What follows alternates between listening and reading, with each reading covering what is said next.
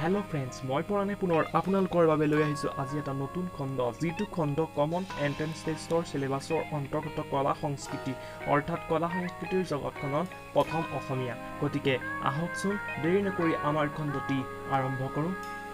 আজি আমাৰ প্ৰশ্ন শিতানৰ প্ৰথমটো প্ৰশ্ন হৈছে প্ৰথম অসমীয়া অভিনীত অংকীয়া নাট তৰ প্ৰথম অসমীয়া অভিনীত অংকীয়া নাট হৈছে চিহ্নযাত্ৰা ১৪৬৮ চনত শংকৰদেৱে অংকীয়া নাট চিহ্নযাত্ৰাৰ জৰিয়তে অভিনয়ৰ শুভাৰম্ভ কৰে আৰু আমাৰ আজিৰ দ্বিতীয়টি কুৱেশ্যন হৈছে যাত্ৰাভিনয়ৰ নাট অৰ্থাৎ প্ৰথম অসমীয়া যাত্ৰাভিনয়ৰ নাট উত্তৰ জয়দত্ত পথ নাট্যকাৰ অম্বিকাগিৰি ৰায়চৌধুৰী আজিৰ খণ্ডৰ তৃতীয়টি কুৱেশ্যন হৈছে বা প্ৰশ্ন হৈছে প্ৰথম অসমীয়া ভ্ৰাম্যমান থিয়েটাৰ উত্তৰ নটৰাজ চিনে থিয়েটাৰ যাৰ আৰম্ভণি হৈছিল প্ৰায় ১৯৬৪ চনৰ পৰা ১৯৬৭ চনৰ ভিতৰত আজি আমাৰ প্ৰশ্নখণ্ডৰ চতুৰ্থটি প্ৰশ্ন হৈছে প্ৰথম অসমীয়া চলচ্চিত্ৰ নিৰ্মাতা উত্তৰ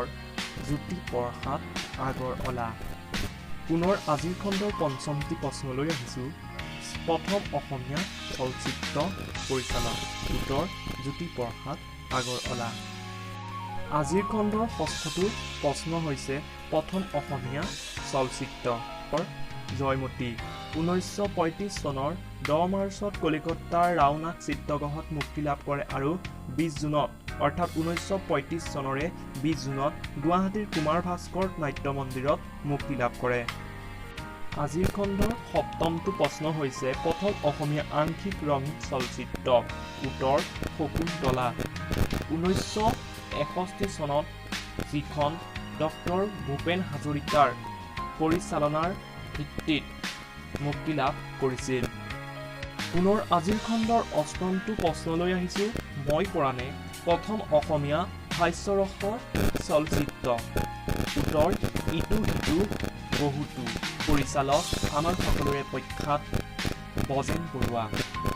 আৰু এইখন মুক্তি লাভ কৰিছিল ১৯৬৩ চনত পুনৰ আজিৰ খণ্ডৰ নৱমটো কুৱেশ্যন বা প্ৰশ্ন হৈছে প্ৰথম অসমীয়া সম্পূৰ্ণ ৰঙীন চলচ্চিত্ৰ উত্তৰ ভাইটি ১৯৭২ চন পৰিচালক কমল নাৰায়ণ চৌধুৰী আজিৰ খণ্ডৰ শেষৰটি প্ৰশ্ন হৈছে প্ৰথম অসমীয়া শিশু চলচ্চিত্ৰ উত্তৰ অবুজ বেদনা পৰিচালক গুণসিন্ধু হাজৰিকা যিখন ১৯৯৩ চনত মুক্তি লাভ কৰিছিল বন্ধুসকল আজিলৈ আমাৰ খণ্ড ইমানেই আমাৰ পৰৱৰ্তী খণ্ডসমূহ অতি সোনকালে আহি আছে গতিকে আমাৰ পৰৱৰ্তী খণ্ডসমূহ সোনকালে পাবৰ বাবে আমাৰ চেনেলটো ছাবস্ক্ৰাইব কৰি ৰাখিব এইসমূহ লাইক কমেণ্ট আৰু আপোনালোকৰ বন্ধুবৰ্গৰ মাজত শ্বেয়াৰ কৰিব ধন্যবাদ